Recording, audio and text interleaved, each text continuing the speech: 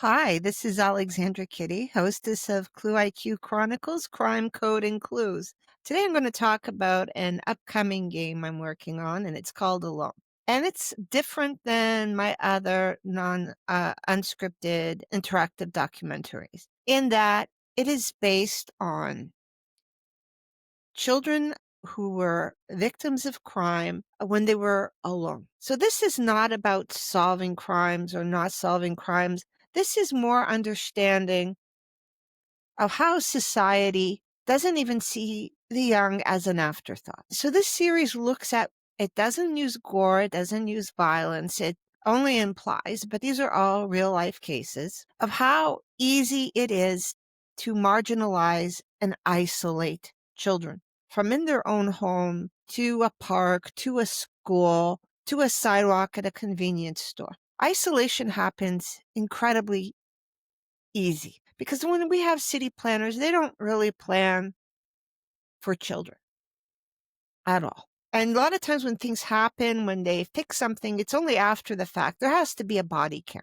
And it's something I've noticed because I am very much into true crime. I'm a walking encyclopedia of it, it feels sometimes. And I said, this is something I want to handle, but not in a traditional way. And empathy happens when you can put yourself in somebody else's shoes. So Alone is one of these kinds of interactive documentaries where you are putting yourself in this child's shoes. And I use maps, use photographs.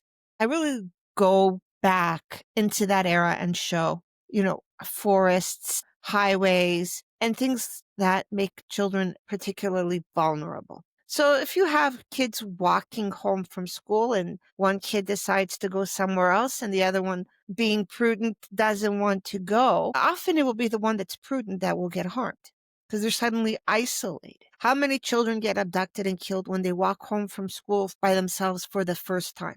This happens disturbingly a lot. So you go and you see how parks are set up, how playgrounds are set up, how a lot of things are set up. I mean, it doesn't have to be even abduction or murder.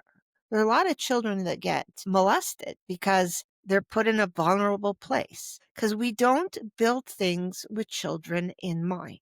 Just as we don't build jobs with people who have families in mind. So what was the greatest liberator for people with families was remote work, working from home. And then you have companies that can't control people, they can't have affairs or sexually harass people, so it was RTO. So we had the spaceship and we have to go back to the horse and buggy. It's not different here. We don't build playgrounds for safety. And we would think physical safety in that, okay, the kid's not going to fall off a slide.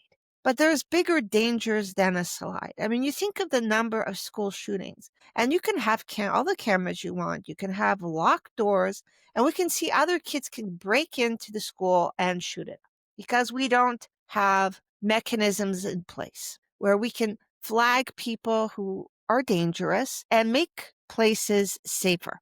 Now, I remember there was this one self-defense expert. This was years ago. Unfortunately, I don't remember his name. But he had talked about something that was very interesting, how easy it is to marginalize someone. You can be in a big room in a party, and you can be marginalized and assaulted in front of a whole bunch of people who don't see. So when you're walking, where you're walking, and we don't, when we're having an architect or some sort of planner make something, we might think of aesthetics.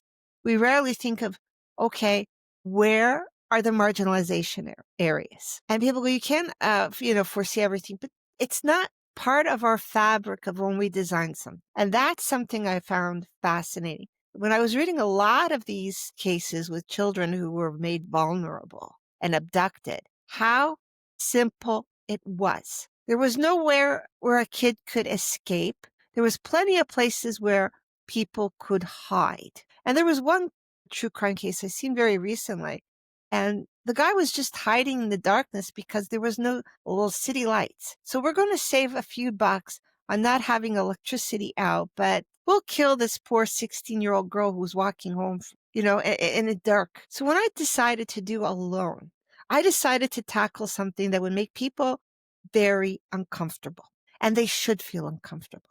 If you have children or grandchildren or siblings who are younger, you should not be shaking in your boots, but you should not be made feel comfortable. You have a lot of people go, well, kids have to learn this and that. Yeah, they can learn. And then somebody can go in and harm them because you can have a driveway that's too long and somebody can hide behind a rock and bushes and snatch the kid. And that has happened so many times where somebody just walks somewhere and it's easy for somebody to pick them up. And we don't really think about it. We also don't, people will go, well, the kid ran away. Well, I don't care if they did or didn't. They're still too naive to understand the ramifications. They can still be taken advantage of. I never understood, well, the kids have run away. This doesn't mean that they're not in peril. They're probably more in peril because kids just don't run away for the sake of running away. There has to be stressors. If you have stressors, your prefrontal cortex is taxed. You're a kid, your brain is not developed. You don't have experience, you don't have a developed brain, you don't have the knowledge. So far from alone being something where we're looking at the victim and seeing what they did wrong. Alone is a series that looks how society failed in a true crime format. So we can look at the geography of a place. We can look at the setup of a place and say, this is why it happened. And a lot of times it's just minor tweaks. Have you ever gone walking and say, okay, where are the vulnerabilities in this area? Most people don't. They put their earbuds on, they stare at their, smartphone, and they don't notice their own surroundings. How easy is it for somebody to snatch somebody off the street on the sidewalk? Yeah, we don't have railing on a sidewalk. Sure, most people don't need it, but if you're dealing with children, they do. We build things for adults. We do not, or we build things to increase spending, but nowhere do we think of including children in the equation. So the cases I chose for Alone, this is episode 0. It's a Canadian case, happened in Kingston many decades ago, but it resonates. So I go through police files, I go through articles, I go through maps, anything I can get from that era, and I reconstruct the scene and the timeline and say, okay, what's going on here? What happened? Where were the failures? So this is a different kind of game where we don't look at the victims or the killers. We look at the physical layout, the laws at the time, and reconstruct it from there so that we understand what happened and why. How did this child be made alone in the worst possible time, in the worst possible way? And this is not an indictment on parents. When you talk about this, people get, very defensive. Well, being defensive doesn't change an outcome if there's harm.